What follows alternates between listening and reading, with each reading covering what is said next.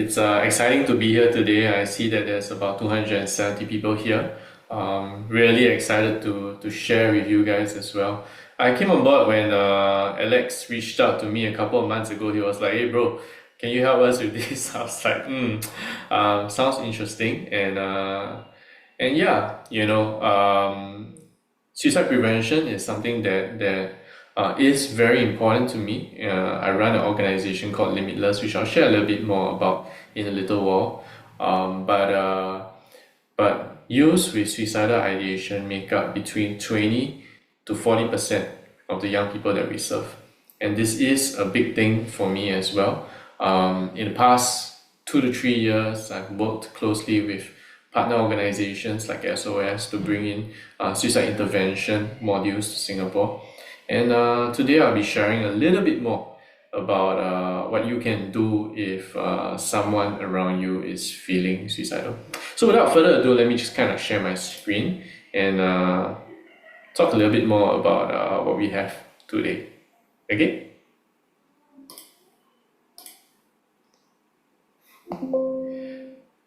Alright, I hope we don't see too many little black boxes. I'm sorry, this is an issue with my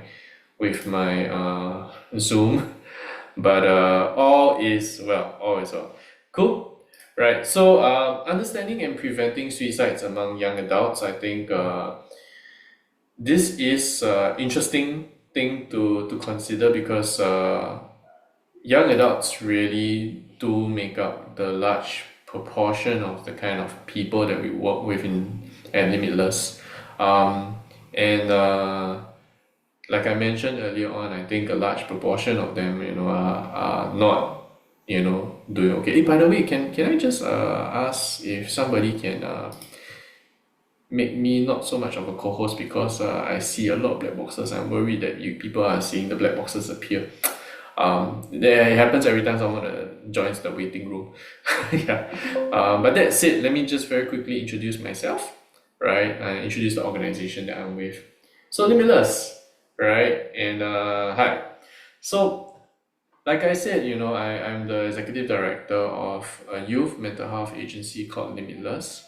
I'm also a social worker, and I've been working in the mental health space for quite a number of years, man, and close to 10 years. And for us, at Limitless, we are a non-profit that helps youths build hope, find worth, and live destiny-driven lives. I think we work with young people who are aged 12 to 25. And you see, we're talking about youths who are aged 19 and above, right? They actually make up the largest proportion of the young people that come to us. Yeah. And if you think about how we help at Limitless, we do a few things.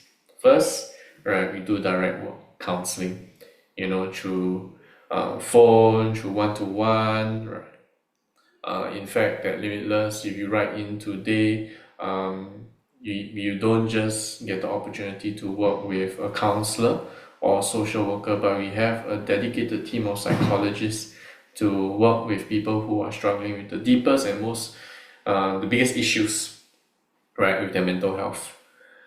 Then what else we do? It also includes programs.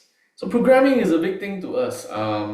Group work is part of the work that we do, and right now we are working with schools as well as our own clients to run sport related, music related, dance related programs to just really help build their resilience such that in the future, if they do experience challenges, it will not become a mental health issue. Yeah, and then of course there's talks and presentations, like what I'm doing today, and you feel like after today you'd like to reach out to us, kind of do a little bit more together with you, feel free to do so. You can find our socials at the bottom right hand corner of my picture, if you can see that. Now, last but not least, we do a lot of outreach, right? And if you want to find out a little bit more about us, right, you can find out at limitless.sg, or you can reach out to us either via TikTok or Instagram, or even, finding us on LinkedIn as well. Now, that's it. I want to start talking about my topic for the day, which is understanding and preventing suicides among young adults. Right, young adults meaning those who are 19 and above. all the way up to maybe even in their early 30s as well. Now, actually, let me start with a story, or let me start with a quotation. This is something that somebody told me, right, couple of years back. I hit my suicide note in my motorcycle helmet. If you need it. If I was to ask you, right, hearing somebody say this, what would you do? Right, and I would like to encourage everybody to start writing writing in the chat to share a little bit more with me, right? What would you do if you hear somebody say this, right? How would you respond to that? Tell me more. Great. Would you like to share more? Okay. What up? Anything else? How you respond? Call them. Talk to me. I'm here. Life must be hard, yeah? Yeah. Very good responses, right? Very good responses. By the way, let me just give you a bit more context about this guy. I wonder why you returned a suicide note. Yes. Here you mentioned suicide. I'm concerned. Want to talk. Yeah. Let me just give you a bit of context about this guy, right? This was during a counseling session that I had with him. And we were working on his high level of suicidal ideation. Before this, we had already come up with a safety plan, right? And before this, we had already identified, reasons for dying, reasons for living. And if I was to go back to that day and tell you a little bit more about your response, right? I actually did the same thing and I asked the same thing that Audrey mentioned. Hey, why have you written a suicide note? Let's talk about it, right? And the thing is, right, that allowed me to really dive a little bit deeper into the struggles and the challenges that he was facing, not as a whole, but on that day itself. The day that he wrote the suicide note, the day that he met me, the day that he shared with me, right? And I got the opportunity to dive a little bit deeper. And today I want to share a little bit more about some of the reasons why young people might choose to take their lives or choose to think about suicide and what you can do to respond to that. Okay? Now, suicide remains the leading cause of deaths for youths in Singapore. If you look over here, I actually took this pie chart from the Straits Times. Yeah. And this represents the statistics that we have from 2024. And what you can see here is that the majority of suicides actually, or at least half the suicides that happened in 2024 were made up of young people from the age of 10 to 39, right? And the reality is that suicide has been on the rise for young people for 6 consecutive years and remains the leading cause of death for youth in Singapore for 6 consecutive years, right? It's no joke, and it's something that I take very seriously because of the work that I do, right? And this is something that our organization at Limitless prioritizes, and it's a big pain point for us. And this is one of the things that we really focus on, especially in the work that we do. But why do young people actually think about taking their lives? Right, and I want to kind of refer to a paper that was published in a journal by a friend of mine this year. And if you're interested in reading a little bit more, I've put the title of the paper on the screen: Adolescent Self-Harm and Suicide Attempts, an Analysis of ED Presentations in Singapore. And what we have noticed is that, number one, right, the very big thing to consider is that between 2019 to 2021, adolescent suicide rates in Singapore almost doubled of 5.35 to 9.14 per 100,000 people in our population. And what they found, or what was found by the clinicians at KKH, was this: that quite a number of these young people also experience high levels of psychosocial stresses. Approximately 1/3 of the cases experience family conflict. Anxieties also related to academic performance. Sleep was a problem in 40.3% of the adolescents in the study. Guys, I think that this is a big thing, right? If you think about yourselves, if we ourselves don't sleep well, what about the others, right? They are already not doing well. And peer relationship problems like bullying also cause distress in more than 1/4 of the cases. By the way, in Singapore, just so you all know as well, we have the second highest rate of cyberbullying in the world. And when we think about it also, right, the psychosocial stresses identified by the study also include 17.6% of the cases that reached out to KKH had experimented with vaping, cigarette smoking, or alcohol. 16.7% of them had gender identity issues, and 18.6% of them have a history of being abused. If I was to add on one more statistic to the abuse stats, is this: that in 2016, the IMH study, right, for mental health, found that 2/3 of Singaporeans have experienced adverse childhood experiences in their lives. 2/3. And having at least one adverse childhood experience, traumatic experiences in our lives, has a positive correlation. Positive doesn't mean good. Positive correlation with increased mental health issues, including suicidal ideation. So if I go back to this guy that I was talking about, right, and think about some of the developmental stresses in a young person's life, we talk about a few, right? Internal stresses, identity development as a young person, gender identity as well. These are some really big things, and if you are a developmental professional, or you're a helping professional, very likely, in your studies, during your bachelor's or during your master's, you have heard about Erik Erikson's developmental theories, right? And what do young people experience? They go through a period called identity development versus role confusion. And we think about it, it's a huge developmental stressor, right? And gender identity is a big part of that. But not only that, identifying what I want to do in my life, identifying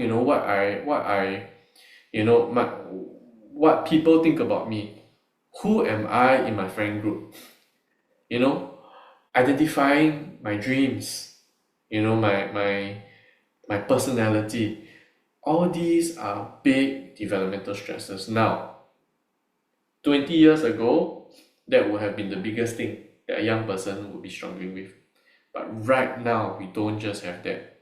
Today, we also have things like social stress, relationship issues, in your family, with your peers, especially more and more so we are looking at a generation who is experiencing higher levels of loneliness and social isolation. They're incredibly connected, but at the same time, they're also incredibly disconnected, right? And what I mean by that is that they're incredibly connected because our social media, our devices give us a huge amount of opportunity to connect with each other, but that also takes away from our ability to connect on the deeper level. So we have a lot of very lonely people out there today. Yeah. And when we think about it, for us at Limitless, a large portion of the young people that reach out to us for help also struggle with family issues as well. Right? Then we think about academic stress, career-related stress, big thing, right? Because right now, young people, they don't just worry about whether or not I'm gonna pass my exam at the end of the year. They don't just worry about, whether or not I'm going to do well in my career, but they also have huge, huge, chips on their shoulders, right? To hustle, to succeed, to do well, so that they can thrive in in this economy, and succeed in Singapore. And then on top of that, we think about environmental stresses, and very often, like what was identified in the study by KKH, these become some of the biggest causes or biggest correlated issues and presenting problems that lead to reasons for taking their life. So you think about abuse, adverse childhood experiences, and social economic environments, sometimes even home environments as well. And I often say this, that we can do the best therapy, you can have the best session, the best therapist, but if you're going home to an abusive environment, then the suicide stressor doesn't go away, right? So when I go back to this guy that I was working with, him saying that I hit my suicide note in my motorcycle helmet, if you need it. Actually, his major stressor was this. His major stressor was that he was in a lot of debt. Huge amount of debt. Right? To him, it was huge amount. To me, at that point of time, I looked at it, right, having been a social worker for several years already, I did not think that it was a large amount of debt, but to him, it was a huge amount of debt. And my intervention plan was this, that as I sat down with him and I worked through the issue with him, we looked at resolving the debt. And when we were able to come up with a solution to resolve the debt and take practical steps to resolving the debt, then I was able to work with him on his relationships with his family, relationship with his loved ones, with his fiancée, and eventually the suicidal ideation went away. Today, right, I think he's doing pretty well. My last conversation with him was several years ago when he called me out of the blue. He asked me, Asher, I know someone else who is really struggling. Are you able to work with them? And I said, can, write in and my team will work with them. Yeah, so as someone who is looking in, I would say this, that end of the day, as a mental health professional, we often are not the first responders. The first responders are people like you, people who are interested, people who are working, or not working, but who are loved ones, who are friends, who are family members, who are colleagues, who are classmates of people in your sphere of influence. And oftentimes, you are the ones who will recognize the risk. And if you don't know how to recognize the risk, then sometimes we lose the opportunity to intervene. So what does risk look like to us? Let's talk about some myths about suicide in youth, first of all. Right? First thing is this, that in my career over the years that I've been working in mental health, this is something that has been said every year, multiple times, right? That, hey, I don't know, Asher, if my friend is just being attention seeking, or are they really, really thinking about taking their life? And my response to them is always this, whether or not they are seeking attention doesn't matter. What matters is that we err on the side of caution, because whether or not they really want to take their life, we cannot risk it. One life lost is one too many, right? Second myth is this, all suicidal young people are depressed. Can I say this? The guy that I was talking to you about, actually he's not depressed, right? He's just very, very distressed. And many times, right, young people who are suicidal, they are definitely, yes, experience depression and other mood disorders. Oftentimes they also experience other mental health issues, but not every person who is suicidal has a mental health issue. Next, who die by suicide had already spent a long time planning their deaths. Um, in some cases, yes, but in many cases, no as well. And what we see is this in the research and in the data that we see,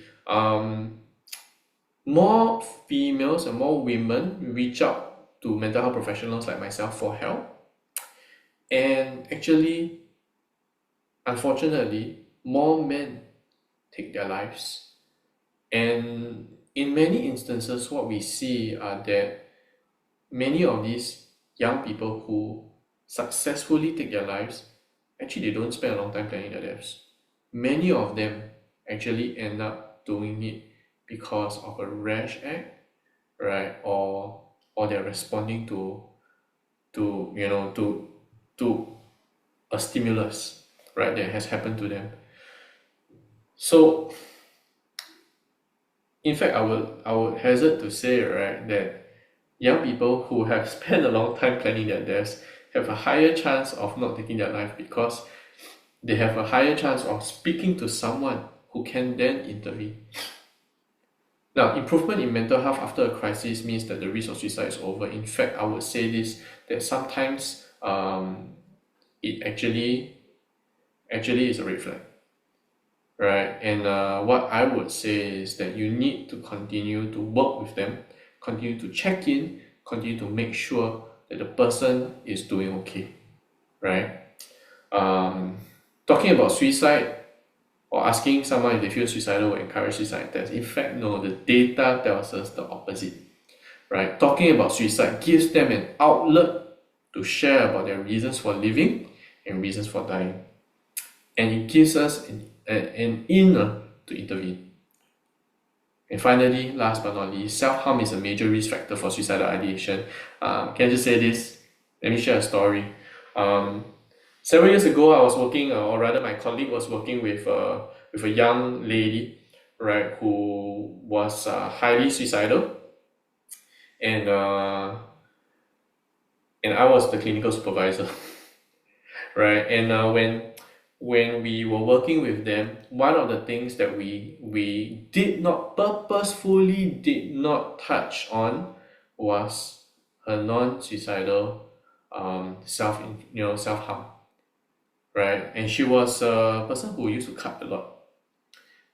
And we had specifically spoken to her parents not to intervene, to give us time to work on her suicidal ideation. And after we are able to, help her with her suicidal ideation, then we will start working on the self-harm. But what happens is that self-harm is a very obvious thing, right? When I look at you, I see the scar, I see the cut, I see the blood. And the parents intervened. And what happened was that her parents took away her razor blades. And because they forcefully took away her razor blades, the girl did two things. The first thing was this, that the girl attempted. Because actually cutting was what was keeping her from taking any further drastic measures. And after we were able to get her to the hospital and intervene, for many, many weeks after that, instead of cutting herself with razor blades, she chose to use a blunt scissors to cut herself. And that, of course, did more damage, right? But sometimes, when we look at some issues, and some risk factors when it comes to a young person, self-harm can be a risk factor, but I would leave it to the professional to intervene. Right? And if I was in the space to work with a youth as a friend, as a colleague, as a classmate, as a parent, as a family member, I would prioritize finding reasons for living and prioritize getting them to help for their suicidal ideation and work closely with the mental health professional, right? Regardless of whether or not self-harm is evident as well. Okay, so what are some warning signs that we can look out for? Right, some warning signs include talking about wanting to die, having guilt or shame, talking about being a burden to other people, right? And when we think about even larger warning signs, we'll be researching how to die. And guys, can I just tell you that it's so easy to find, to find information on the internet. But what's more important is that when you hear about this kind of behavior, don't cut them off. Ask them why they are researching, right? And find out more. Next, behaviors like withdrawing from friends and family, giving away cherished items, right? Taking risks, like for example, reckless driving. And I go back to the guy that I was talking about, the guy who told me that he had put his suicide note in his motorcycle helmet. Earlier on, somebody made a very, very smart question and said like, what is it about your motorcycle helmet, right? And one of the things that he had actually done in the past was that he had purposefully crashed his motorcycle. Yeah, because he did not have any reasons for living. Then we look at increased substance use. What I mean by substance use also includes alcohol, includes vaping, right? Neglecting their personal appearance, talking or posting on social media about plans to die. That's a big one for me, right? Especially not just on their Instagram but on their Finsta, right? If you know what I'm talking about, if you know, right? Making final plans, saying that I'm going to meet my friends for the last time, writing suicide notes, and suddenly feeling calm and positive after a long period of hopelessness. I think that's a big thing because they have probably come to terms and accepted that they are going to die, right? So these are some warning signs. And if you would like to, you can feel free to take a screenshot of this page, right? And when you do see these warning signs, what I would encourage you to do is to start to reach out and try to help them. And what I mean by helping them, right? I'll talk about it in a little while. Oftentimes at this stage, right, is beyond your pay grade as friend, beyond your pay grade as uncle, right? Beyond your pay grade as colleague. You will need to also intervene on their behalf and get someone else to come in, like a professional. Yeah. Now, what are some things they might say? Oh, my family will be better off without me. I'm a burden to my family. Earlier I mentioned, right? Burden. Life is meaningless anyway. Nobody would love me, right? I wish I was never born. And this is something that we have seen many, many times in our youth. I'm going to kill myself. I'm going to fly by. I'm going to be doing my plan, right? Yeah, the last one is something that we've seen in our own Discord channel, and we all panic, right? But funny story, her plan was not suicide. Her plan, after us panicking like crazy, and then calling the police, right? The police found her. Her plan was getting her COVID vaccination. But that also allowed us to intervene and pull her in as a client, a full-fledged client, and start working with her parents as well. So, what they might say. Now, what increases the risk of suicide then? Right? The first thing is this: whether or not suicide has been normalized for them, including family history of suicide, past suicide attempts, and then we think about a history of neglect, trauma and abuse, right? Existing mental health conditions. Once again, normalization of suicide, whether or not they have seen or heard about other completed suicide or attempts. And then the other one is accessibility to kill oneself.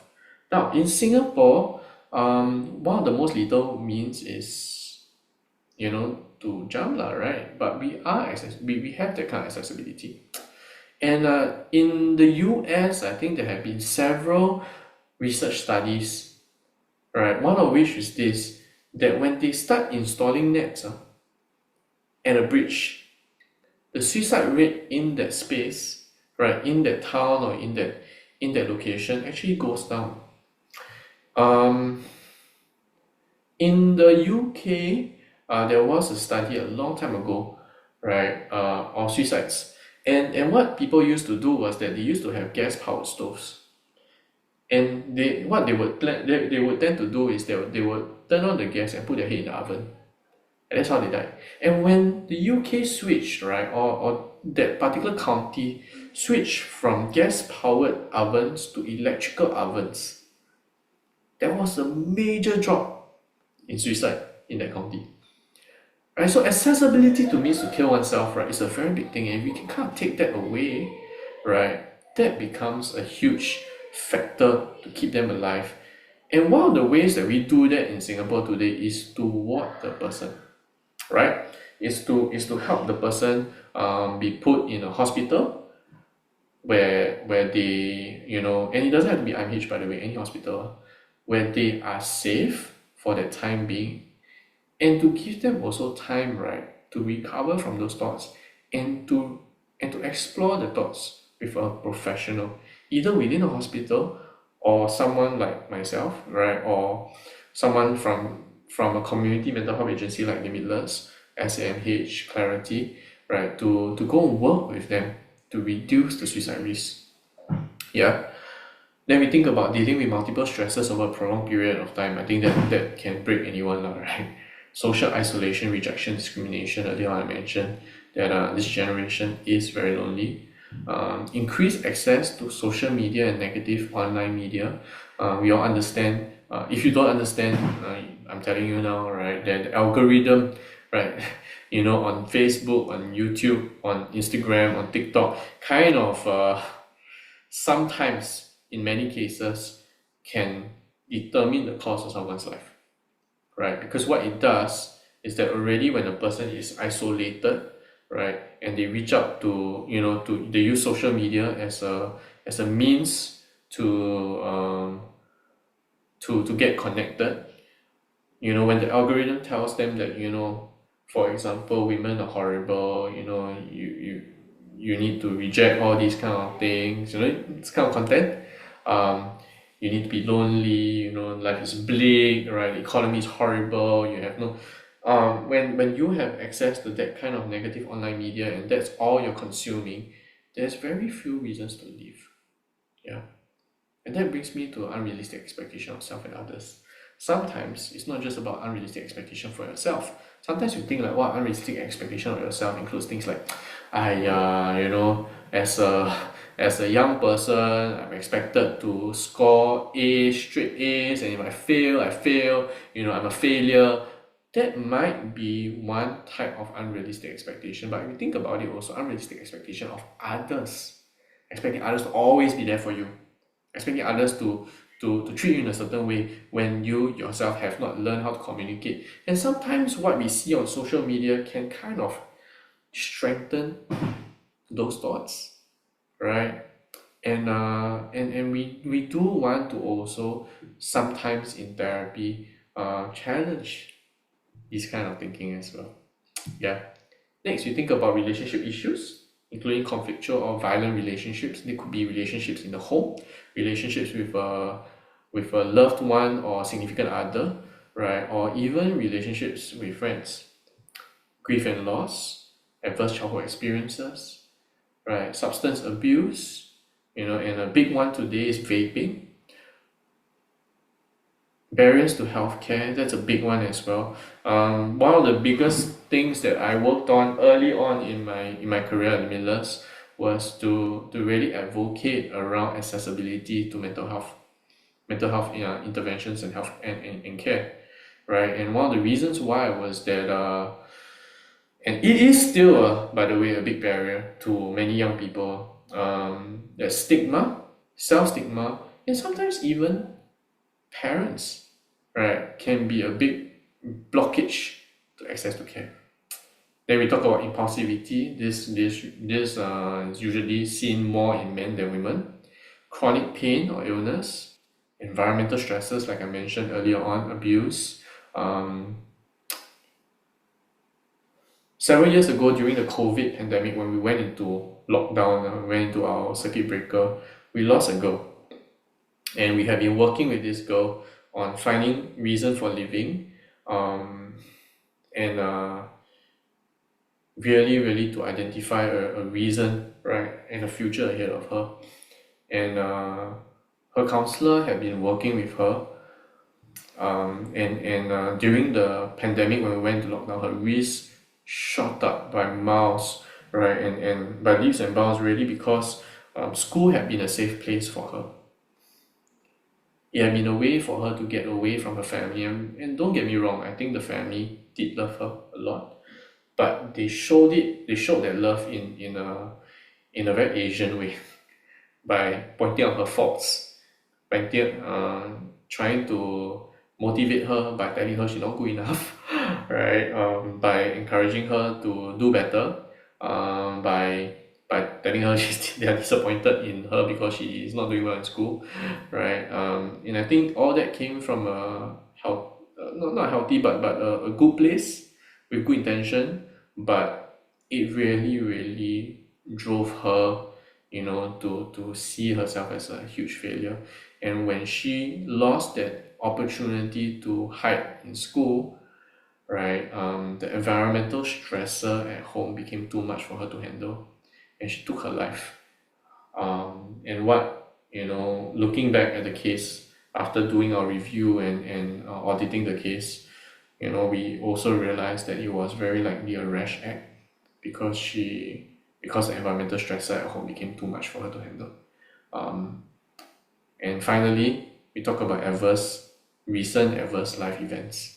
And sometimes these can drive people to really make rash decisions, that they cannot come back from. So these increase the risk of suicide.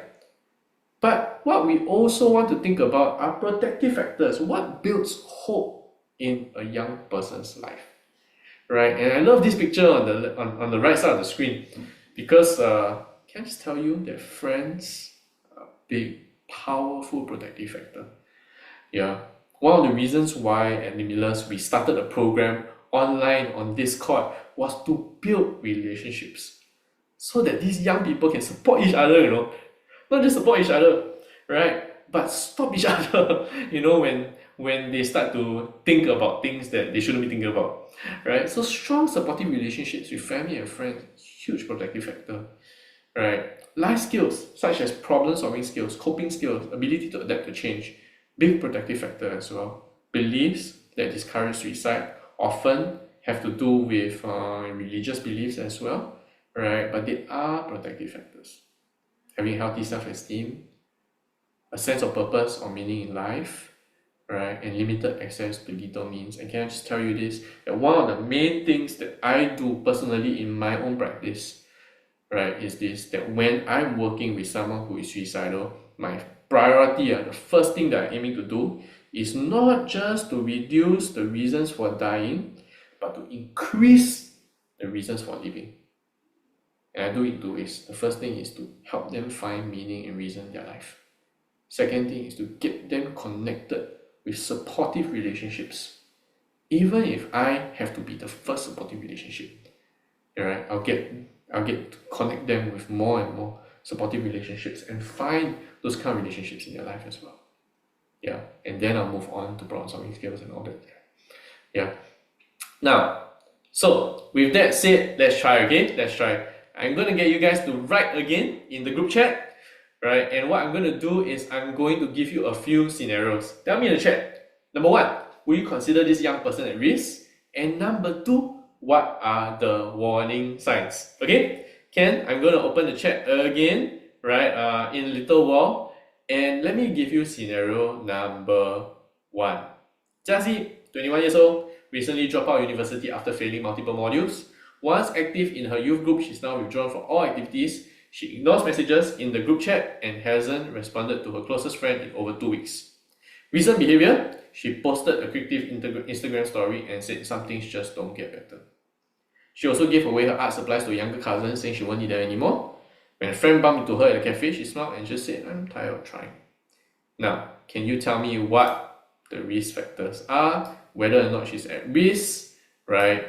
And just to remind everybody, will you consider this young person at risk and what are the warning signs? Okay? Come, tell me what you think are the warning signs and whether or not you consider them at risk. Jiaxi.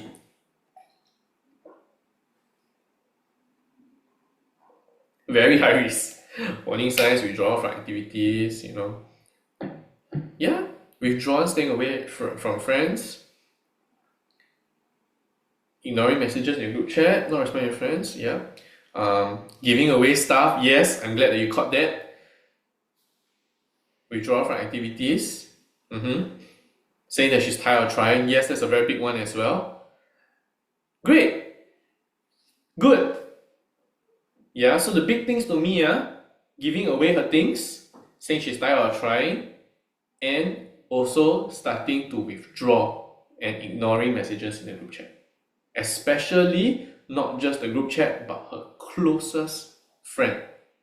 If you are the closest friend, I would say immediately go to her house, go and talk to her. Okay? Now, second one. You work with Indra. He's an enthusiastic member of your team at work who's known for his humor and energy. Recently, he's been making dark jokes about death and burnout during team meetings. He said during a volunteer debrief, if I disappeared tomorrow, I doubt anyone will notice. He started drinking alone after work, claims it's just to unwind. And when asked how he's doing, he says, I'm fine, everyone's struggling, I'm no different.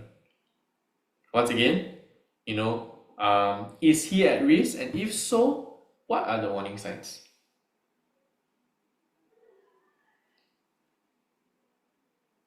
Okay, drinking and negative thoughts.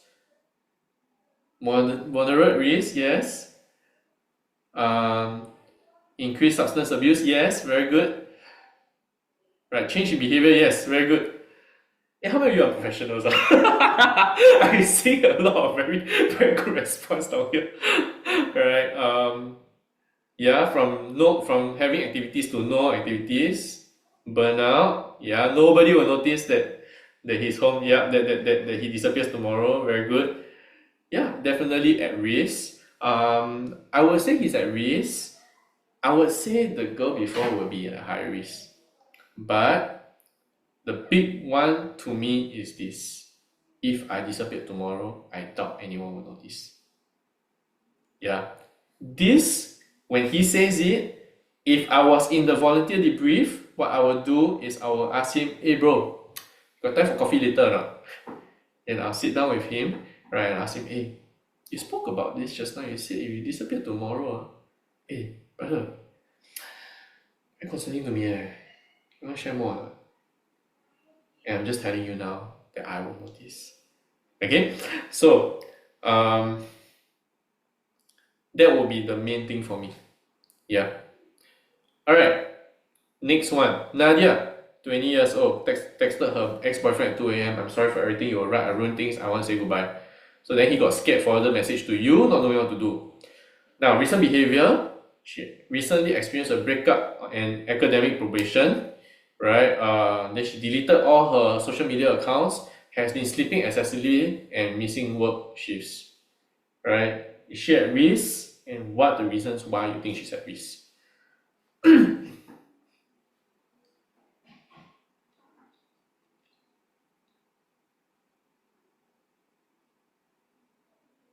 Self-blame, saying goodbye. Right? Goodbye phone call at 2 a.m. Deleted all her accounts. Yes, very good. That's a big one. Right? Think about it.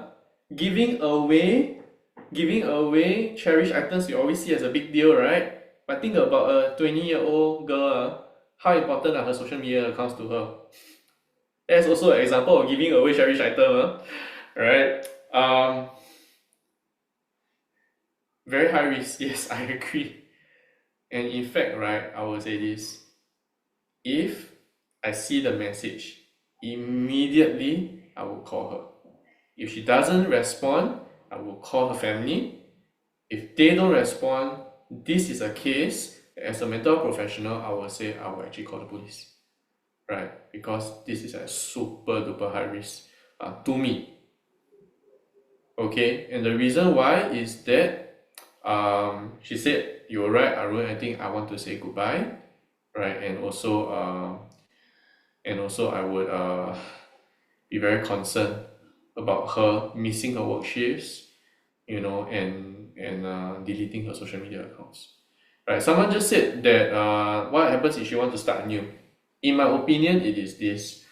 That could be the case. And if she wants to start anew, she will answer my call. Remember, I'm not her boyfriend. I'm the ex-boyfriend's friend. right? If you have just texted someone else about this, right, expect a call, lah. Right? If they care about you, this is the way that we want to show care. Okay, can so good responses. Thank you, everyone. So how do I help then, right? I've given you guys a few examples of how I would respond in these scenarios. But how can I as a friend, as a family member, as a classmate, right, as a colleague, right, respond when someone is in distress? Yeah. Over the next 2 days, you will hear many of us start to share about how you can help. I'm just going to give you a very simple approach to helping. Because simple is easy, right? Simple is easy to remember. There are 3 steps, okay? And that's this. When someone tells you or shows you or displays some level of risk, and you have a reason to believe that they are thinking about taking their own life, the first thing that you do is talk to them. Then listen to them and tell someone if you have to. To me, 3 simple steps. Okay? And of course, try your best to remain calm and objective. Don't panic. You panic, they panic, everybody panic. The worst thing is that you panic and then they feel that they're scared to tell you. Alright? So I understand. I have been in the position before where I'm panicking, but my face, my actions have to be steady. Okay? Can? First thing is this. Talk to them. Reach out and ask if they're doing okay. Remember, Nadia? Right? First thing I will do, even though I'm scared, I'm worried that she might take her life that night, I will call her and ask, are you doing okay? Then I'll share my concern. Hey, you said something super cryptic. Is anything wrong? Are you thinking about doing something silly tonight? Tell me. Right? Now, you can also start the conversation with something you've observed. I noticed that, maybe Indra, hey, notice that you said something just now. You like to talk about it. Then let them know that you care about them and they are not alone. Many times people feel like there's no reason to live anymore. But when you give them a reason to live, guys, you can be the reason to live, right? And when they know that they are not alone, you're actually buying time. Yeah. Then talk about their reasons for living and dying, and then explore the reasons for living. And if you feel right that you are at an impasse, you don't know what to do, don't know what to say, this feels like it's beyond you, I don't know how to hold them back, guys, also think about it.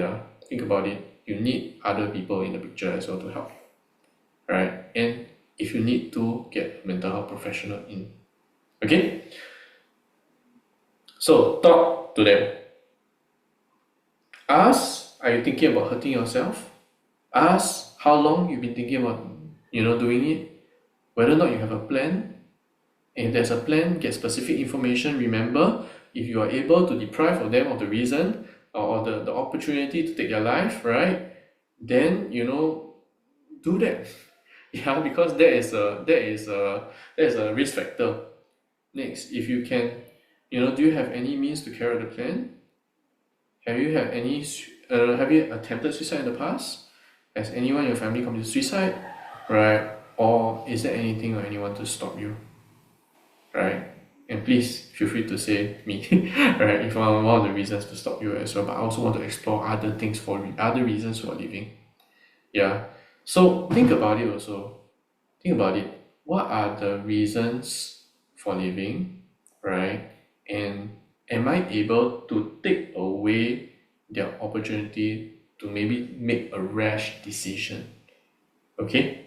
Take away the opportunity to make a rash decision. So, then, after you have asked, after you have talked, after you have shared your concern and you show your care, then listen. And sometimes all you need to do is listen. Because maybe the risk is not so high, but as you listen to them, guys, you don't have to be a therapist to be therapeutic. All you need to do is to listen actively, right? You respond, paraphrase, repeat, help them feel heard, show acceptance and avoid judgment, and don't jump to a conclusion or reply too quickly, right? Let them speak. Encourage them to describe how they're feeling. Be patient. Sometimes they don't know how to explain themselves, don't know how to explain what's going on. Don't fill the silence. Be comfortable with silence. Let them use the silence as a time to process their thoughts before they can share with you. Sometimes all you need to do is just sit with them and say, hey bro, I'm here with you. Okay? Give them time and space to open up. Don't force them to speak. And listen for warning signs. Now, if there are warning signs, then you start working on a safety plan and then tell. What's a safety plan? Actually, you spoke about safety plan a few times already. Right? What's a safety plan and how do I do it? Ta-da! Let me teach you how to do one, okay?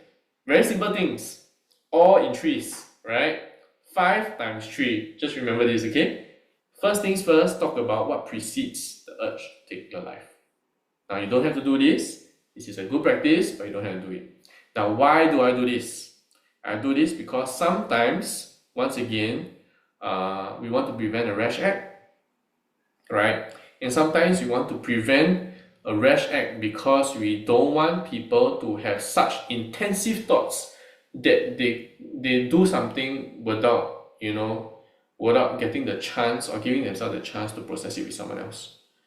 Okay, so identify what the thoughts, the physical sensations are, the feelings, and once they are familiar with those things, for example, every time before I think about suicide, I start feeling lightheaded. I feel like a weight on my chest. I feel like I cannot take it anymore. Okay, good. What happens next? I'm going to do. But before that, can we just say this? Can we just promise me this? And before you do that, can we try these 3 things to calm down? See where I'm going? Right, so think about 3 things. Then after that, think about 3 things that you can do to calm down. What are 3 things for you, right, that would calm you down? For me, personally, 3 things. First thing, I'm going to blame my kids. Second thing, right, I'll go and blame my pets. Right? Third thing, I'll go and take a bath. That's for me. I have worked with young people whereby they say, I'll go cycling. I work with young people who say, I'll go and drink a Coke. I said, good, drink a Coke. Can I just encourage you, don't just drink a Coke. Go downstairs and buy the Coke. Why? Because when you go downstairs to buy the Coke, you are there with someone else. And when you are with someone else, right, you have a reason, you have someone looking at you, you have a reason not to laugh. Okay? When you're around people, generally, people, they are a little bit more salient about their thoughts. Now, 3 things you can do to calm down. Next, 3 things you can do to keep safe. Right? And these are 3 things that you can do now. What can these 3 things be? Oftentimes, we will tell them, hey, to keep safe, can you take the things that you've been planning to use, can you give them to your mother? And that's 3 things. 3 things I can do to keep safe. I sleep in my mom's room with her. That's another one. 3 things I can do to keep safe. I lock all the door and windows. I give the key to my mother. Right? Give the key to someone else. 3 things you can do to keep safe. Right? Give away the little means. Take away the opportunity for myself to do a rash act. Right? These are some things. And put myself in a situation whereby I know people around me love me and care for me. That's another thing. Right? Then 3 people they can call to make them feel better. Now there's a difference between 3 professions and 3 people. When I think about 3 people, why do I say 3 people? 3 people because, once again, remember, protective factor, people who care about them and love them. If I can find 3 people, sometimes I can't even find 3 people, 1 person, good enough. Can be my best friend, can be my classmate, can be my auntie, can be my pastor, right? Can be my, can be my teacher, right? Find those people and identify those people. Okay? Next, 3 professionals they can reach out to. Why 3 professionals? Because sometimes the thoughts come at 3 a.m. in the middle of the night. I call these 3 people to keep myself safe. Nobody's awake. Right? Then 3 professionals. And usually, who do I include? 1771, right? I include 1767 SOS. I include any mental profession that they are speaking to right now. Sometimes as a mental professional, I always put myself on the list, right? Or some form of healthcare professional, even my doctor. Yeah? And last but not least, 3 hopes and dreams that will remind them about their reasons for living. Can I say this? Right. I remember a very salient memory of working with a young person one day. She had called in on our helpline. Back then when we still had a helpline, right? And she said this, "Hi, is this Limitless? My friends asked me to call you. I don't know why. I don't think I have a problem." I said, "Oh, okay." And I was the one who responded. I said, "Oh, what happened? Why do your friends ask you to call us?" She said, "Oh yeah. Actually, to be honest with you, I've been thinking about, had thoughts about taking my life." I said, "Oh, okay." And I tried to explore it with her, and she was a little bit, guarded about those thoughts. And I said, "Okay, how about this? Let's talk about safety plan." Right? I started to go through a safety plan with her, identified what preceded the urge to take a life. I wrote down things that will help her calm down. She said, playing with my pets, playing with my dog, drinking water. Okay, good, drinking water, listening to music, great. Right? She thinks she can do to keep safe. Oh yeah, and she explained, and 3 people she can call, identify those people, 3 professionals. I put myself there, put SOS there, and then I put her nearest hospital there as another one. And when we came to the 3 hopes and dreams, I said, "Hey, do you have any hopes and dreams in your life?" And she said, "This might sound funny, but one day I want to adopt a kid from Africa." You heard about them before? And then I started to vibe with her, and I was like, "Hey, yo, I did that before, right? I didn't physically adopt a kid from Africa, but I paid for his studies." Right? And I said, "That's what I did." And I was like, "Hey, which organization are you thinking of doing it with?" And then I shared with her. I was like, "Yeah, I did mine with Compassion International, right?" And I shared with her the process, and we got excited about it. I said, "Yo, that's awesome. And when are you thinking about doing that?" She's like, "Oh, when I'm 25, when I have a job." I was like, "Wow, that's awesome." And then we started talking about, "Hey, but in between, now and then, what do you want to do?" I said, "I'm thinking about taking a break year after my poly, right? And I want to save up money now. I've been saving up money now, right? And I want to go to Thailand, and volunteer with the elephant sanctuary." I was like, "Wow, that sounds great, man." We started talking about it, right? By the end of that conversation, right, she told me this, "Asher, thank you. Right, actually, I don't think about taking my life anymore. Actually, just by doing the safety plan, I have so many reasons for living." Right. And she called me several months later and said this. Actually, I just wanted to follow up with you and said like, "Hey, thanks, because I've not really had a reason to die since then, right? And I'm working towards she sent me a message lah. I'm working towards going to Thailand in a few years time, right? So can I just tell you that the safety plan itself can be a very, very therapeutic process. Yeah. So it's not only a reason for people to live, but you're creating a therapeutic process for them as well. Yeah. Now, finally, last but not least, talk, listen, tell. In the scenario that you realize that this is beyond your ability to help, then prioritize safety. Prioritize their safety. Will they get angry with you? Likely, right? But I'd rather lose a friendship than lose a friend. If you understand where I'm coming from. So then don't do it alone. And what you do is, get them connected with a mental health professional. Right? You can see over here I've given you a few examples. Support goware.life.gov.sg. That's where you can find a CREST or commit team. You can reach out to us at limitless.sg/talk if you're working with a young person or the person is young, below 25, 12 to 25 years old, right? Or if you need to, call 1771. Sorry, number is wrong, 1771, right? Or it's urgent, right? go to the nearest A&E, and that's what I'll recommend that you do, or call SOS at 1767. Now, worst case scenario, if you are really unable to get to them, right? And what I would say is this: if you want to bring them to the nearest A&E, go together with them. Take a cab down, go there, go together. If cannot, right, call 1767. Try to get to them as quickly as possible and be there for them. But end of the day, if you cannot get anyone to them and you cannot get them, they go missing, they stop responding to you, right? Or they start telling you that it's very urgent, right? And they refuse to tell you where they are, then call the police. Okay? Now, last but not least, I'm going to say this, okay?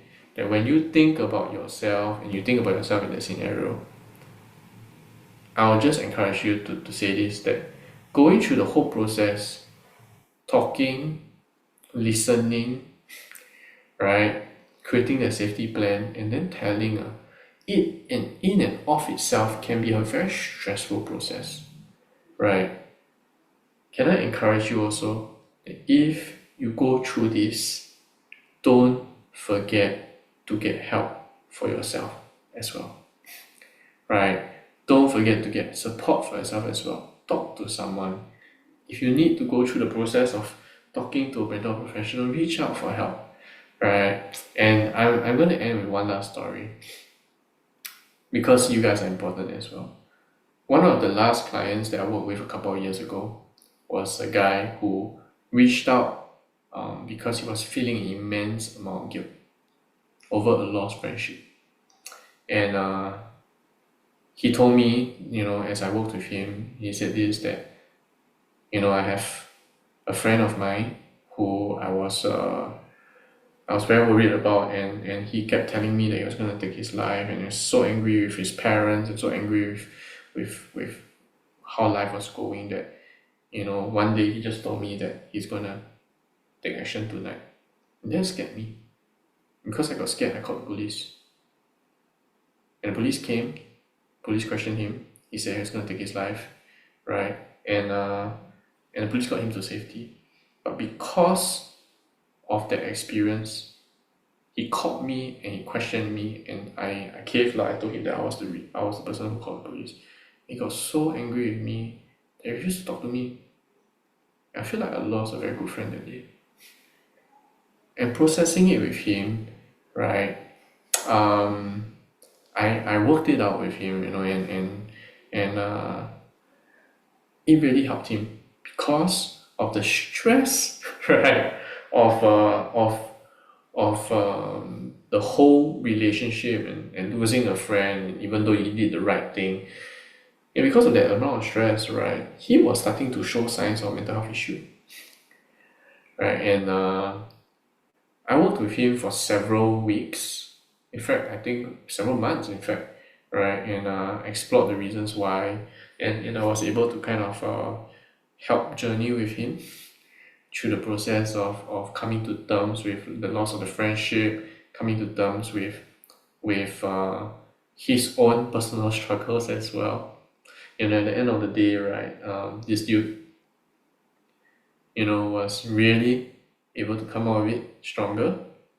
And towards the end of the counseling sessions, he said, Asher, I've gathered the courage to go and talk to my friend again. And he was able to rekindle that friendship, right? And I want you to know that, that connecting with someone, trying to help someone, sometimes might not always end up in the result that you want, right? But do remember that, it's rarely your fault if they choose to break this friendship with you. And it's also rarely your fault if, at the end of the day, they do choose to take their own life. Okay? It's not your responsibility. You're stepping in to help. Yeah, don't forget to get support for yourself too. And if I could also add one more thing, and that's this, that when you start the process of helping someone else, don't do it alone. I know it's tempting. It's human nature to feel like you want to help somebody, and it makes people feel good that they're helping someone, but don't do it alone. Always get another person involved. be it whether or not it's another friend or a mental health professional, right? Or a person from their family. Get the person involved. Why? Because you cannot be expected to be on call 24/7, right? And you don't want to put yourself in a position whereby you feel survivor's guilt if they tried to call you at 3 a.m. in the morning and your phone was not on. Okay? So do that. And the second thing is this, you don't want to be put in a position whereby your friend ends up burning you out because you become their crutch and their only crutch. Right? So I don't want you to put yourself in that situation. Always always approach this as a team. Cool? Right? So with that said, I'm going to open the floor to some Q&A, right? And before I do that, I'm gonna be doing that together with Alex. But if you want to find out and learn more a little bit more about us, you can find us on at limitless.sg or connect with us on Instagram, find us on TikTok, right? You can learn about the kind of work that we do and connect with us. Cool. With that said, let's get Alex back on Hey, screen. Hey, Alex. hey, Asher. Wow. Thank you so much for this wonderful sharing. And I personally have learned a lot as well. Funny that you say that. Wow, suddenly all of you are you all professionals because I think many of them actually attended our suicide prevention program as well. So, so good to Oh, see. you did good. Okay. I have two questions for you, right? And then after that, I will begin to read all some of the questions that came from the Zoom chat. Yeah. So I think a very common question is in terms of the type of services that Limitless have, Hmm. right? What are they and what are the charges like? Okay. So thanks for the question and thanks for giving me the opportunity to share about it. Right. So can I just say this? Limitless is designed and being the founder and executive director, right, I think I can say it lah. Right. We are designed to be the net below the net. And what I Mm, mean by that is that we've designed all our services to be as super accessible as possible for young mm, people. Be it whether or not you can reach out to us and have a program online, be it whether or not you just need to WhatsApp in with us and talk with someone for a little while over WhatsApp before you gain a little bit of courage to talk to someone in real life, right? You know, and really for me, when you ask about charges, I would like to say that we charge as little as we can. mm, Right. So let's talk about the service that we have. So we have a CREST team, and what basically they do is they do two things. They do outreach and training. They go over to where you are, they train you, they do a talk like what I just did, right? But more importantly, they are also the team that provides short-term support. If you're coming into us and you're writing into us and it's not a mental health problem, it's mental distress, right? I just broke up with my girlfriend. I need to talk to someone, right? Or, wow, the year A levels has been horrible, man. I need to talk about it. They will be the ones who will talk to you, right? For a mm, short period of time. It could be one session. It could be 5 sessions. It could even be just via WhatsApp or online, right? mm, Via Zoom call, a few Zoom calls, right? So that's our first program. Now, what happens if it's worse? If it's depression, if it's anxiety, there's some level of suicidal ideation, right? Maybe some level of trauma. Then we have a team that does counseling. mm, So what they will do is that they'll work with you to help you through the process. They will journey with you, and they don't just do counseling, but they do case management as well. mm, So what's case management? If you need someone to go with you to the hospital, you need someone to talk to your parents, right? You need mm, someone to work with your school. We even have situations whereby I remember this one case. There's a girl who was about to get deported, mm, and because her home country was experiencing turmoil, mhm, she was very afraid, and her mental health was going down the drain. So what we did was part of the case management. We worked with her embassy in mm, Singapore, right? Just because we understand that that's part of mental health, right? mm, Environmental stresses are real, right? So the last team that we have is this. So we have the CREST team that does the short-term counseling. We have the mhm, counseling team that does the counseling case management. Not the last team lah, but one of the highest level team, right? Right, mhm, is our team called Lighthouse, And Lighthouse is our psychological services unit.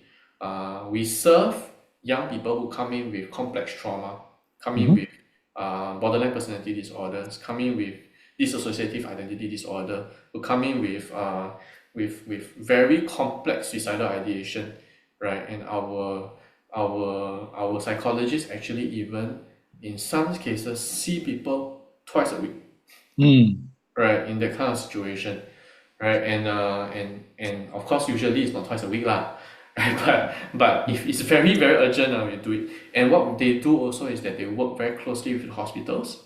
If you come in to us and you're very scared of seeing the doctor, then our social worker on the team will actually go with you to the doctor, Mm. right? And sit with you. And that's the Lighthouse team. Our final team is, it goes back again to accessibility. Is we call it Safe House, our final program, and it's I call it drop-in center on Discord. Those of you who are too old to know what Discord is, too bad, right? But Discord is basically it's basically this generation's IRC lah. If you understand what IRC, ICQ is, then you are my age, right? Yeah. So what they do is that a young person can go in and get help anonymously, can talk to our counselors anonymously, can talk to a volunteer anonymously, right? And build relationships online as well, build friendships online. Yeah, and to me that's a very important thing. We do have currently about 1,000 plus youths on the server, right? And we have people on duty from 4 p.m. every day, all the way into the night, right? To talk to people, to connect with people, and to support people as well.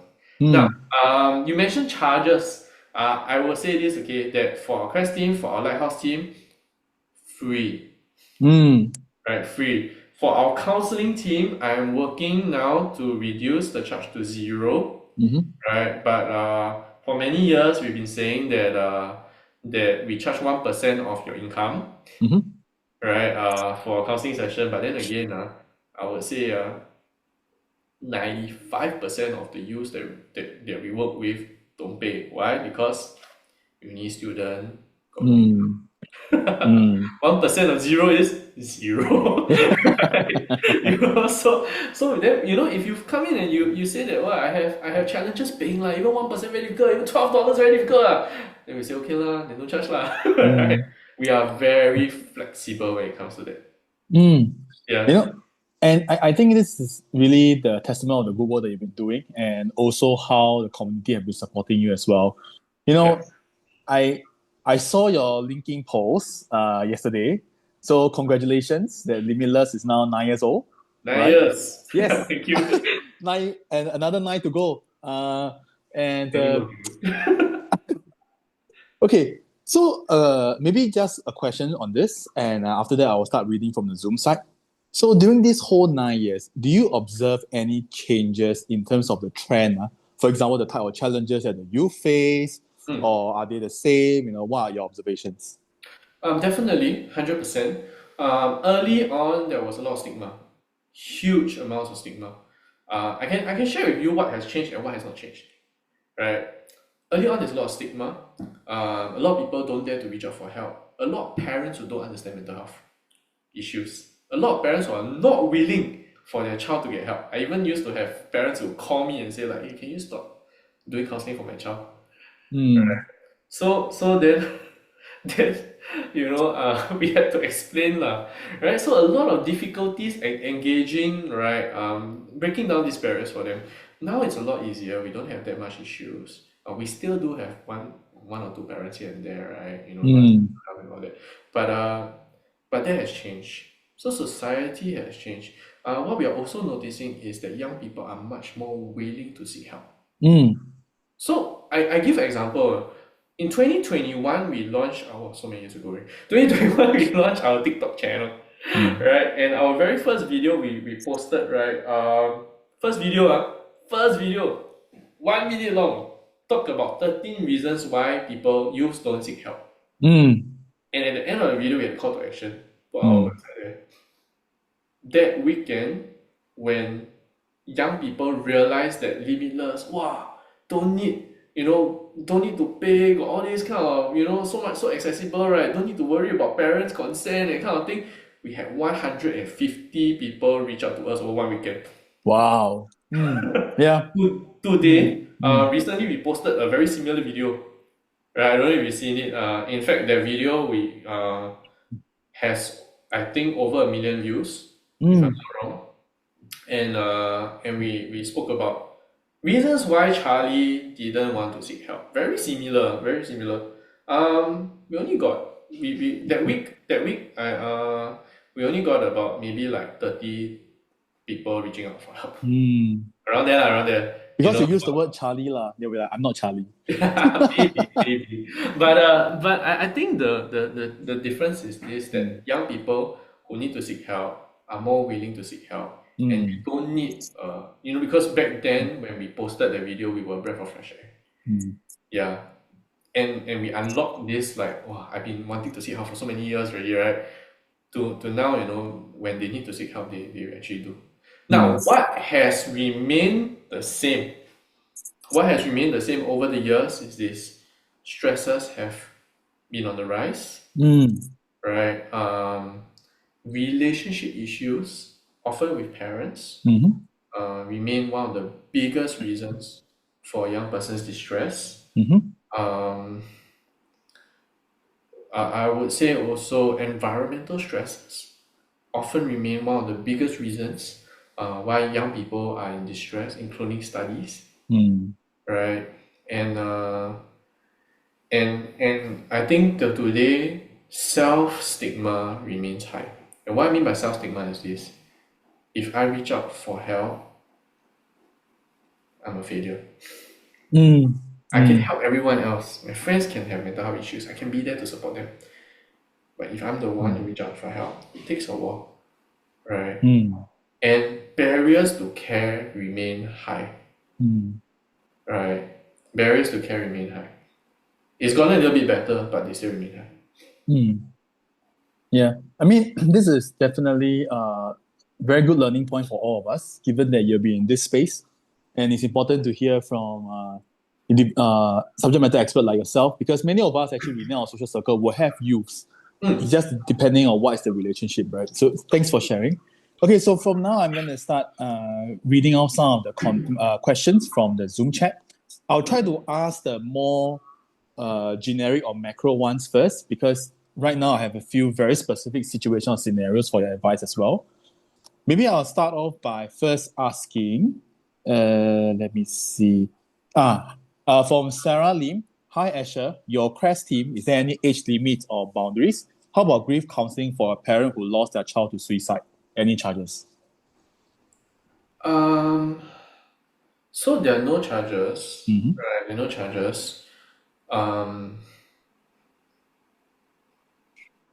I think it depends. If you go to my counseling team, there might still be the 1% charge, but it should be low lah. It should be low, right? And if you're Mm. unable to pay, then definitely we will do it for free, 100%. Okay. Age limit, we work with young people from the age of 12 to Mm. 25. And for a parent who lost a child to suicide, we can be the first touch point, Mm. just to hear a little bit. But what we will definitely do in that scenario is that we will refer the parent to an organization that can actually specifically help them. Mm. Yeah, we might even open the door to group support. Mm. SOS has a really, really solid group work program called Healing Bridge. Yeah. Yeah, and we'll probably connect her with Healing Bridge, and then also connect to see if there's any specialist in grief to work with her. Mm. So, Okay. Carol Loy asks, how much does bullying contribute to suicide risk? it depends. Mm. It depends, right? How much is bullying affecting this person, Mm. right? If there are no other protective factors, like for example, this youth has no friends, Mhm. stand up for them, right? If this youth has already complained to the teachers not doing anything, right? If this youth feels like I'm afraid to go to school, if this youth isn't just bullied by cyberbully as well, that means I go home and the problem continues, then the suicide risk can be quite high. Mm. But if bullying is like a, it's a thing that is well managed, the school is managing it well, their friends stand up for them and stand with them, they have supportive parents who can come in, a supportive community who can come in and help them feel, you know what bullying often does? Bullying takes away your agency. Mm. Yeah, it takes away your self-worth. It takes away your ability to take care of your, to maintain a sense of worth, in your life and control of your life. So if you can maintain the control and maintain your worth, then actually it doesn't impact that greatly. Mm. Some situations when you are already at risk already and cyberbullying or bullying comes in, then it does spike the suicide risk. Mm. Mm. Okay, thanks for sharing. One more macro question. I think because you mentioned the word free a few times, there's someone in the Zoom chat that asks you, if everything is free, how you sustain? Do you want to talk about your fundraising event? Yeah, we do. Right now we are doing we just launched a fundraising campaign called Stay Alive. So soon, right? Because Yeah. it's Suicide Awareness Month, and what we do is that really every dollar that you all give to the campaign, right, goes to us supporting the organization and Mhm. keeping us afloat as we serve the youth that we serve. Mhm. Yeah, year on year we generally see about 1,000 youths, lah, 1,000 Mm. plus, and we provide more interventions, deeper interventions for, I would say, at least 400 to 500 of them. Mm. Yeah. Okay, so do check out their fundraising activity, right, and support. Okay, so now I'm going to go down to specific questions. I will try to articulate word for word to the best if I can. For any of you who has asked this question, if let's say you feel that whatever that Asher has shared today, if you want to have more further in-depth conversation, just write into Limitless, and I'm sure they'll have a team to try to support you. Okay, so one question from Ai Lee. So it goes something like this. A loved one has graduated from the universities. For months, she has not started applying for a job. The reason cited is that it is just too scary, thinking of the interviews, rejection, etc. Saying things like, what's the point? Might as well press Control Alternate Delete, ending everything, I suppose. For now, she just avoid the issue by engaging in computer games. So the family members are in dilemma. Number one, they are scared to push or ask too much to trigger more negative thoughts. And also, number two, they are not sure how well to support, as she seems not to be in the phase to accept suggestions, etc. So, what's your thought on this? Well, it's a lot. I would say the main thing is that my first question is who is in this person's support circle, Mm. right? And correct me if I'm wrong. This young person is not willing to receive support, right? Not willing to apply for a job. At least this is what is been raised. Yeah. Mm. So if they're not willing to apply for a job, there's probably something going on, lah. Okay. Right? Yeah, there's probably something going on.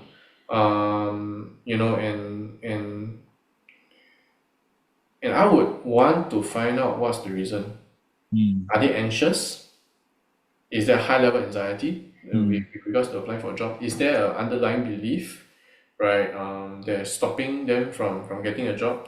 I might even want to know, right, is it a question of like, do you think that your parents can support you for the rest of your life? Or, right, that thinking about job is so stressful for me that I vomit.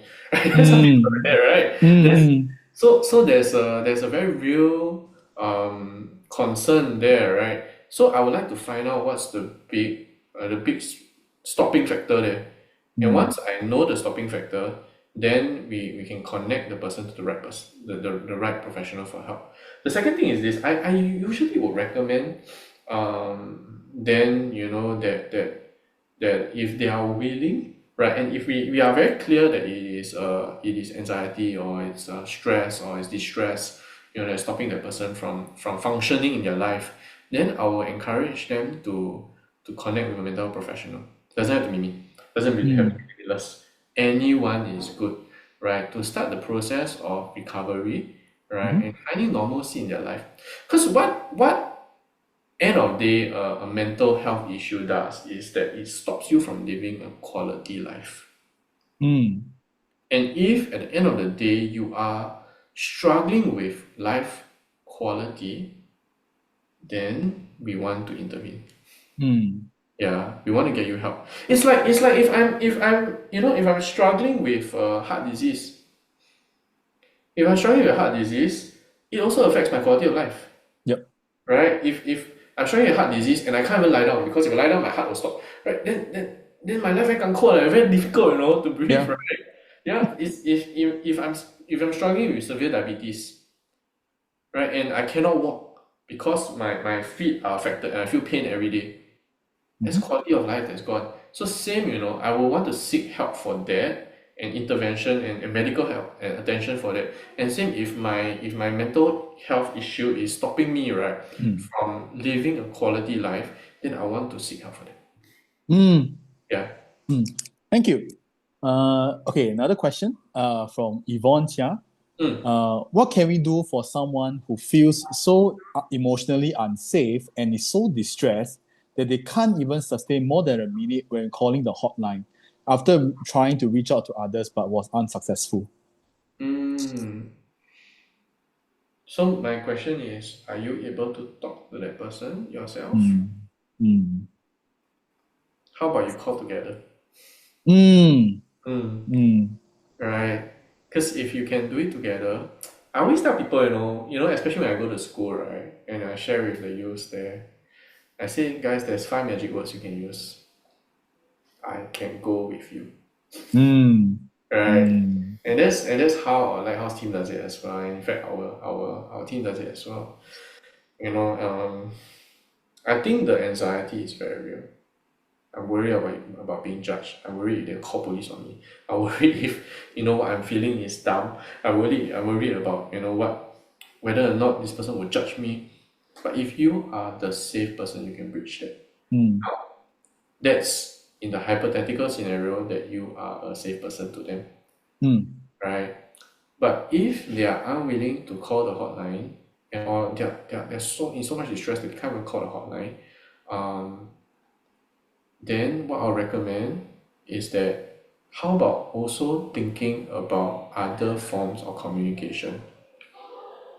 Mm. US has a text line. Mhm. If you reach out to us and you're a youth, you can start the conversation with us on WhatsApp. Mhm. If you EC2, right, Fei Yue has a text service, Mm. right? There are, in fact, if you even feel like, wow, even having a conversation very difficult, like very, very difficult, MOH Team Mindline has a Let's Talk forum Mm. whereby you can go in and just post something and wait 10 minutes for someone to reply you. Start somewhere. Start Mm. somewhere. Start somewhere to build the courage. Right? If you don't, if of course it will be best if you can do it with them, but if you are not in a position to do it with them, then give them these resources to Mhm. start somewhere to build the courage so they can build up the courage to doing a call. If I cannot build the courage to doing a call, then I will never make the call. So that's why Mm. actually we have our Discord channel, we got Safe House. Because sometimes when they call into our crash team and they say like I really cannot talk, like, I really cannot talk, then we'll tell them, hey, why don't you go and Safe House, you're gonna talk to befrienders first. Then you go Yeah. and you talk to befriender, talk already, then feel like, oh okay, I feel like ready, then call then come and talk to our counselor. Right? So that's why we do that. Yeah. Yeah. Okay. Maybe I'll just ask one last question, and then after that, I'll open to the floor for the attendees to ask you live. But to all the attendees who are about to ask questions, just a gentle reminder: do remember to practice that respect for the speaker, and Mhm. also this is not a counseling session. So if you need any further advice, you're more than happy to also write into their team. I'm sure the Limitless team will help you. Yeah. So my last question is from Yvette Lim. When my bestie and her ex broke up a few years, but her ex still talked to her recently and she find him a bit negative, but things are awkward between them as they are no longer together. How should I advise her? So your bestie and your ex broke up a while ago. Bestie and her ex broke up, but Okay. for a few years already. But her ex still talked to her recently, and she find him a bit negative, and things are very awkward. So how should I advise that friend? Well, you don't have to talk to someone that you don't want to talk to. No, but maybe this is a bigger question, right? Whereby sometimes youth they have this, maybe they're just a bit more compassionate, just want to Yes. be more friend and more open in this kind of setting. So yeah. Is that I'll ask the question. So let's take it as I'm doing a Mm, counseling session with you yeah. again. Alright, and this is one of the things that you brings up. The first question I'll ask is this. So what makes you want to continue the conversation with your ex? Don't know leh. I mean we are still friends. Okay. Are you really still friends? Yeah. Yeah. Yep. Yep. But you find Yeah. it awkward talking to him, right? Yeah. But I also feel bad not talking to him. So Like, that's yeah. so what makes you feel bad? Uh I don't know. Just feel bad. Okay, okay. So what happens if you don't talk to him?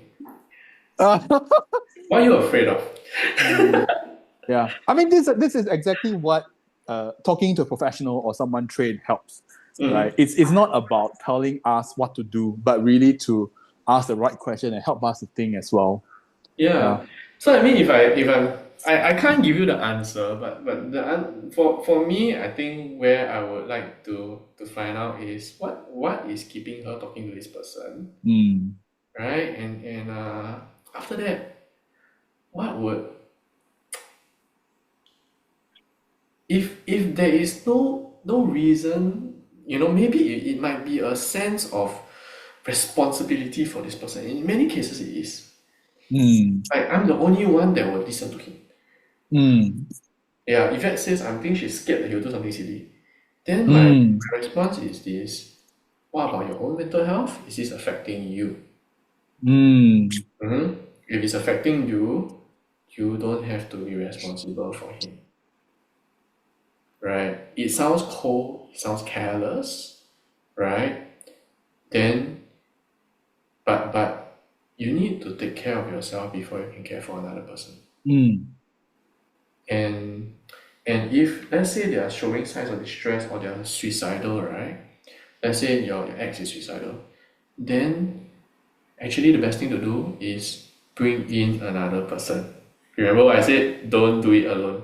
Mm. Bring another person and slowly work with the other person to shift the attention over that person. Could be you. Then you could be the one that starts talking to her ex. And then you can be the link and bridge to get this person, get the ex to help.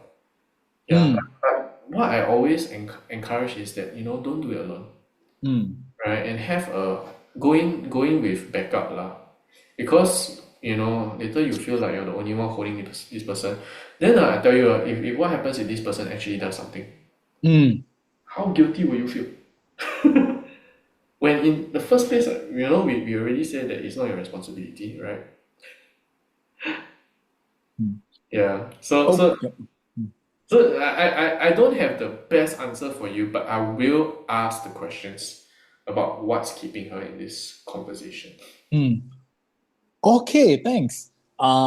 So now, let's just open to the floor. If you'd like to ask Asher a question, you can use the raise hand function, or you can try and wave to the best of your ability, and I'll try to catch your attention. Uh, just a gentle reminder again that do remember to practice that respect for the speaker, and also this is not a counseling session. Yeah. So, anyone have any question you would like to ask Asher? You can just raise your hand, and we'll try to unmute you as well.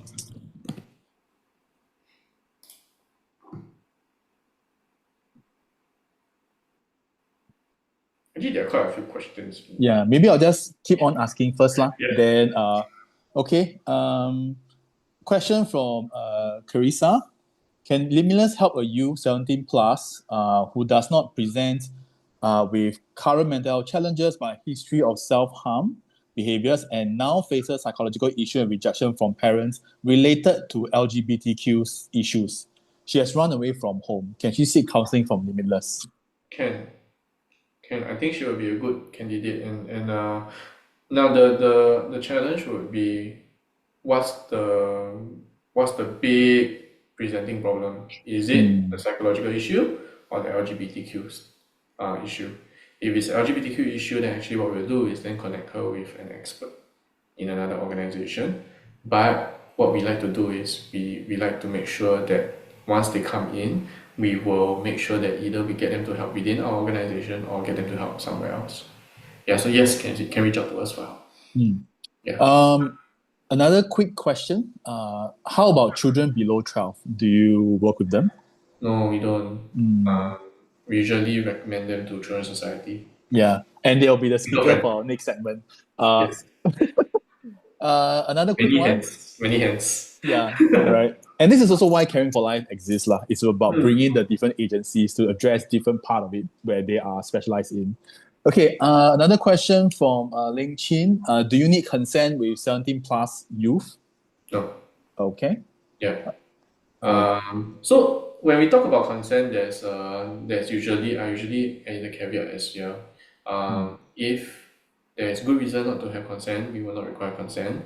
We do require consent for those who are 12, 13, because they are legally considered children, right? But if you're 15 and let's say your parents are abusive, then we won't ask your parents lah, right? But we will want to get connected with somebody who is close by, right? Somebody who can help, who can be there with you as well. Could be an auntie, could be uncle, could be a adult sibling, could be someone, right? But if you're 17, you're almost an adult lah. Essentially. Yeah. So there's we will take it case by case. Yeah, but we don't require consent if there's a good reason not to. Okay. I see a hand raised by Jim. Can someone unmute Jim for him to ask question? CFL team. Yeah. Okay. Yes, no, I just wanted to ask, like, how would someone get involved with Limitless as like a befriender? Like, do you accept volunteers? Or is it like Yes. a going through training kind of thing? Must go through training lah, but we will provide the training lah. So what we do is that the best people the best place to volunteer with us is in our Safe House Discord channel. Right. So I mentioned earlier on that we have people on call from 4 p.m. all the way to midnight. Right. So those are the volunteers that we usually get, and you can actually write in on our website. We do 2 volunteer runs a year for Safe House. So what happens is that when you join, you have to go through an interview, right? And you go through about 1 to 3 months of training. After which there'll be a test. I'm sorry we have to do this, right? But it's necessary. And then we will put you on in the program. Yeah, and we always need people in that program. So if you want to reach out and connect with us, please do. I can't promise you that we will be able to onboard you immediately, because once again, we have 2 runs a year, right? And the next run might be at the end of the year or early next year, because we just finished 1 run. Yes. Okay. Okay. Thank you. Yeah. Thanks, Jim. Okay. Another question from Hannah. How would you, or do you, maybe the question is, do you incorporate faith or spirituality in counseling for suicide or self-worth, as you have mentioned? Wondering what some of the best practices are. It depends. There is sometimes you get lucky and you get a counselor of the same faith. And by the way, you can request, you can request to have a counselor of the same faith, even with us, right, or with any organization you reach out to. Okay, so don't be paiseh to ask about that, because sometimes that's just an area of comfort. Yeah, and if you get a counselor or therapist with the same faith, great, right? Then they may be more open to having a conversation with you from a faith-based perspective. Now let's say you don't. You are Muslim, but you find a Christian counselor. Doesn't mean the counselor cannot integrate your faith into the plan as well, right? Because if I was If I was working with someone of a different faith, I will talk about how important their faith is to them. What about their faith stops them from hurting themselves? What about their faith gives them hope, right? Because end of the day, if your counselor is good at what they do, right? I'm not saying that I'm good at what I do, right? I'm saying that my team knows what to do, right? I have confidence that many of the counselors and therapists and social workers and psychologists in all the other agencies can do the same as well, right? That they will explore your faith as a protective factor and allow you to share about your faith and even ask questions about what makes your faith so special to you. And and that will usually help. But if you do want someone who shares the same faith, don't be afraid to ask. Okay, I'm gonna ask you last two questions, and then we will close this. So this is a very specific situation. So Asher, based by Ina Tanaya, Asher, if I had one friend who had been having schizophrenia and always live in worry, she stops the medicine and not to continue to see a psychiatrist, what should I do as a friend?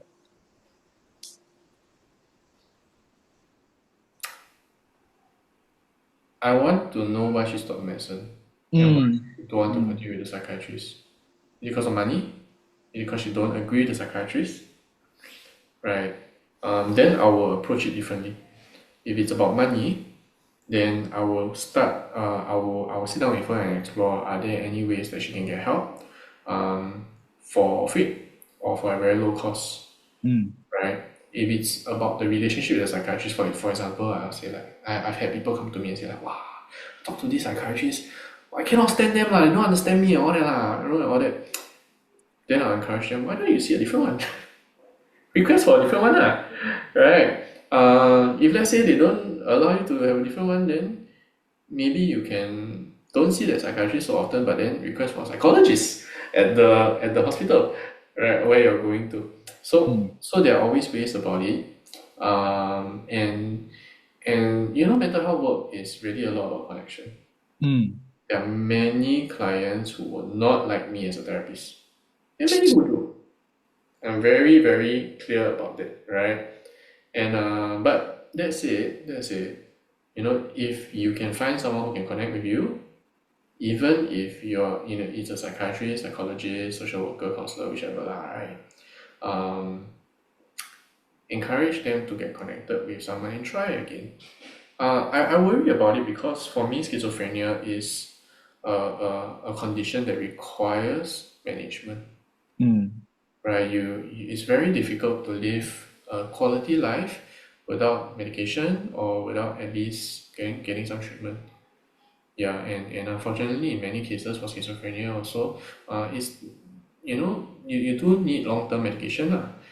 Yeah, so in this case, if she's not seeing a psychiatrist, then I would really encourage her to go and see someone. Yeah. Thank you. Last question, which I thought is also quite interesting. I mean, there's been a lot of conversation about AI, right? So Hannah asked, first of all, she said that you did a very excellent presentation. And a side note, you look like JJ Lim. Is it? But she's also quite curious. She's asking, what are your observations and thoughts on AI boyfriends and girlfriends? And how do we ask them about it? And how should we counsel them out of using one for emotional support? Well, it's not good, in my opinion, right? Because AI, we don't know how safe it is. One of generative AI, I don't mean like Wiser, you know, machine learning AI. That's a different story. But we don't know how safe AI is. We really don't, right? You know, and there are stories online and news articles online about how AI has encouraged people to do silly things. So I don't think AI is at the space whereby it's safe. So I would encourage them not to do it. Now, the other thing, AI boyfriend, girlfriend, what it will do is that, in fact, AI friends going to ChatGPT for mental health support, for emotional support, I personally feel it's not helpful, because what these platforms are designed to do is that they are designed to make you feel good. They're designed to tell you and encourage you and empathize with you, but they're also not designed to help you. So you might say like, I feel horrible, I hate my family. Who knows what the AI is going to tell you right from home? Right? What I would do is I would have a conversation with them about like what this is doing for them. Like, how's it making you feel? Makes you feel good? Great, okay. And you may not be able to counsel them out using one for emotional support, but what I would do is encourage them to seek real people, connect them with real people for real conversations, right? And journey with them to find that community, right, that can support them. Humans have a very innate need for community. Human beings have an innate need for social support, right? It's part of us. If we don't have, there's a hole in our heart.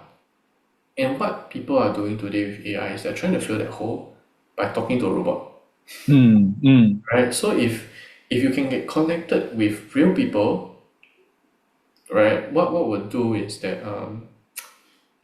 you will be able to kind of get a chance to see what these real relationships actually can do for you. Right? Because AI boyfriend will not turn up at your doorstep with a birthday cake on your birthday. But a real friend will, right?